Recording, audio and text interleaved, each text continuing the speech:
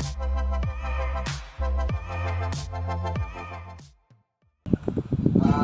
siang, kami dari kelompok 3 ingin mempresentasikan tentang aljabar boolean. Buat materi pertama, silakan dibaca. Menjelaskan bentuk kanonik dan bentuk baku atau standar. Fungsi boolean yang setiap sukunya memiliki literal lengkap atau mengundang semua variabel yang didefinisikan pada fungsi tersebut, maka disebut fungsi boolean dalam bentuk kanonik. Jika tidak demikian, maka disebut bentuk standar.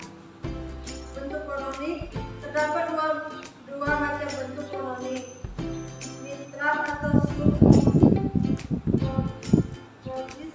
atau soft, yaitu penjumlahan dari hasil perkalian sehingga setiap sukunya merupakan hasil operasi perkalian. Kemudian antara satu suku dengan suku yang lain dipisahkan oleh operator penjumlahan. 2.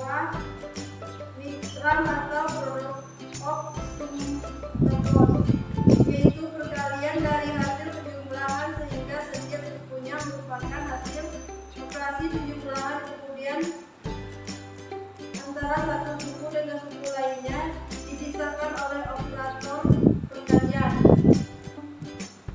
Bentuk standar terdapat dua macam bentuk standar.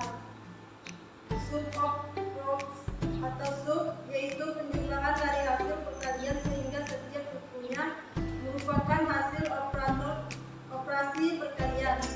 Kemudian antara satu suku dengan suku yang lain dipisahkan oleh operator penjumlahan. 2. Product of sum atau post, yaitu perkalian dari hasil penjumlahan sehingga setiap sukunya merupakan hasil operasi penjumlahan. Kemudian antara satu suku dengan suku lainnya dipisahkan oleh operator perkalian. Oke, perkenalkan nama saya Rimadi. Di materi kedua ini saya akan menjelaskan tentang contohnya. Yang pertama, contohnya adalah f dalam kurung x, y, z sama dengan x aksen, y aksen, z ditambah x, y aksen, z aksen ditambah x, y, z, x, y, z. Kanonik SOP. Yang kedua, f dalam kurung x, y, z sama dengan dalam kurung x ditambah y ditambah z, dalam kurung lagi x aksen ditambah y ditambah z. Kemudian yang ketiga, f dalam kurung x, y, z sama dengan x aksen, y aksen, z ditambah x, y aksen, z aksen ditambah y, z. Kemudian yang keempat, f sama dengan x, y, z sama dengan x dalam kurung y, z, y ditambah z. Kemudian yang minterm atau SOP. Setiap suku merupakan hasil perwakilan f dalam kurung x, y sama dengan x aksen, y ditambah x, y aksen ditambah x aksen, y aksen.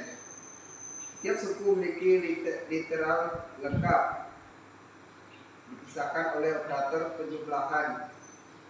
Kemudian yang maxframe atau POS. Setiap suku merupakan hasil penjumlahan f dalam kurung x, y sama dengan x aksen ditambah y. Kemudian dalam kurung x ditambah y aksen dan dalam kurung x aksen ditambah y aksen. Setiap suku literal lengkap. Oke, sekian materi dari saya. Baiklah, saya Priscilla. Saya akan menjelaskan materi di bagian minterm dan maxterm untuk dua variabel. Nah, dalam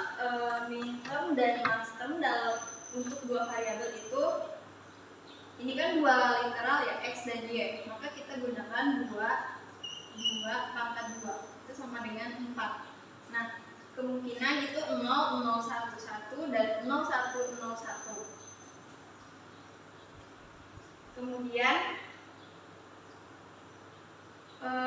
untuk sukunya ini, untuk midterm sendiri itu kan mengambil nilai 1. Karena di sini x dan y-nya 0, maka untuk sukunya x bernegasi dan y juga memiliki negasi. Bisa kita lihat di sini, ini kan 0, maka x absen dan y absen. Perkenalkan, nama saya Yuliana Delekat. Saya akan menjelaskan contoh dalam bentuk kanonik SOP dan POS. Di sini sudah dibuat tabel. Tabel ini memiliki 3 variabel, yaitu yang pertama 0, 0, 0, 0, 1, 1, 1, 1. Yang bagian SOP,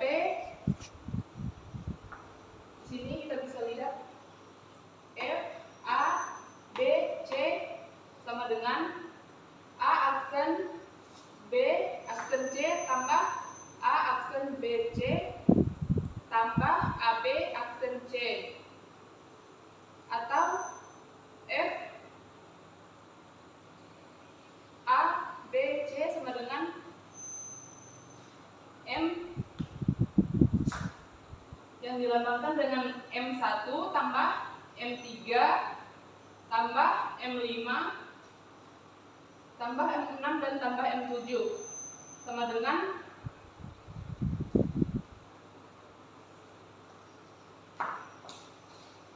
sigma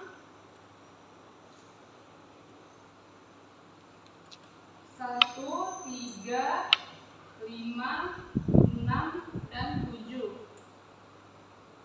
Kemudian yang POS F, A, B, C sama dengan A ditambah B tambah C, kemudian A tambah B aksen tambah C.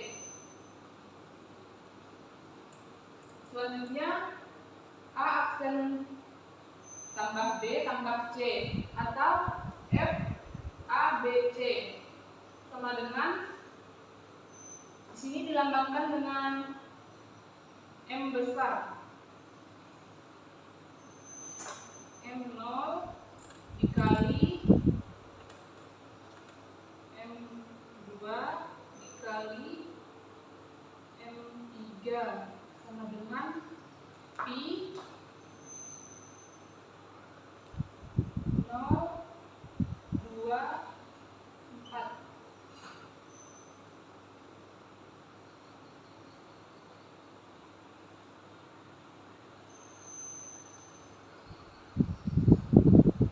Sekian yang bisa saya jelaskan dari contoh kanonik SOP dan POS. Terima kasih. Baik, sekian presentasi dari kelompok kami. Kurang lebihnya